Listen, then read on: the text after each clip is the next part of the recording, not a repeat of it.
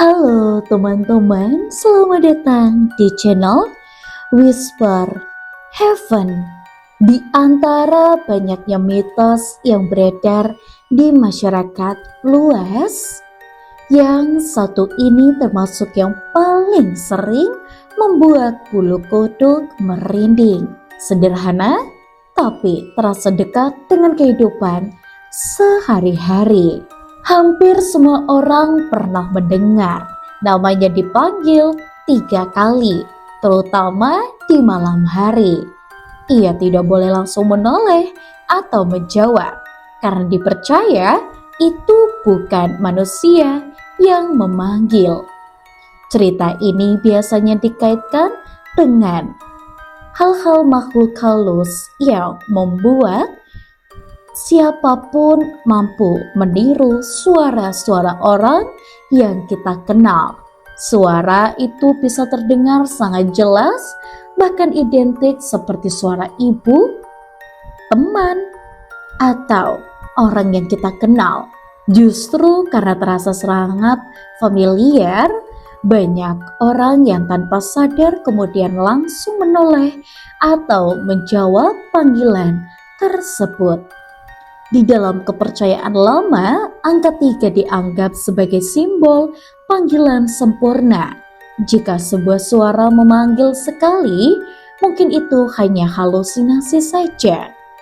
2 kali mulai terasa aneh, tapi jika sampai 3 kali, dipercaya itu bukanlah panggilan dari manusia. Konon ketika seseorang langsung menoleh setelah panggilan ketiga, ia seperti mengizinkan adanya sesuatu untuk mendekat.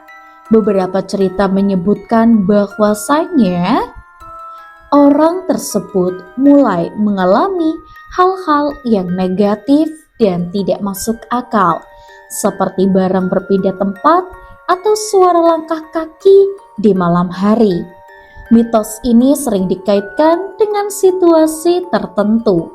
Bahkan, seseorang sendirian di rumah, berjalan di tempat sepi, atau berada di lingkungan yang sunyi seperti hutan atau jalan yang gelap. Di dalam kondisi seperti itu, pikiran manusia cenderung lebih sensitif, sehingga pengalaman mendengar suara tanpa wujud terasa jauh lebih nyata. Namun tidak semua orang percaya bahwa ini murni hal yang begitu mistis. Dari sisi logikanya, fenomena ini bisa saja dijelaskan dengan berbagai macam bentuk persepsi otak. Ketika seseorang sedang fokus atau berada di dalam kondisi yang begitu lelah, otak bisa menciptakan suara yang terasa nyata, apalagi jika itu adalah suara orang yang sudah familiar. Meski begitu, yang membuat mitos ini tetap hidup di dalam banyak cerita yang terasa terlalu kebetulan untuk diabaikan. Karena itu, orang tua sering memberikan saran sederhana.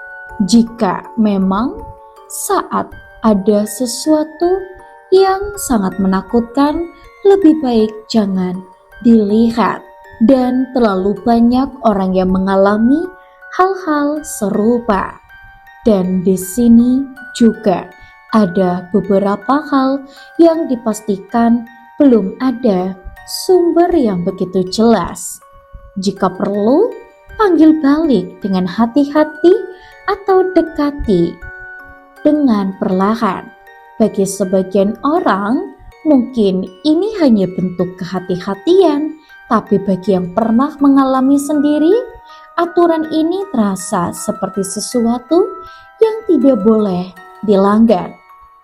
Pada akhirnya, mitos ini bukan hanya soal benar atau tidaknya keberadaan makhluk halus, tapi tentang bagaimana manusia merespon hal yang tidak bisa dijelaskan.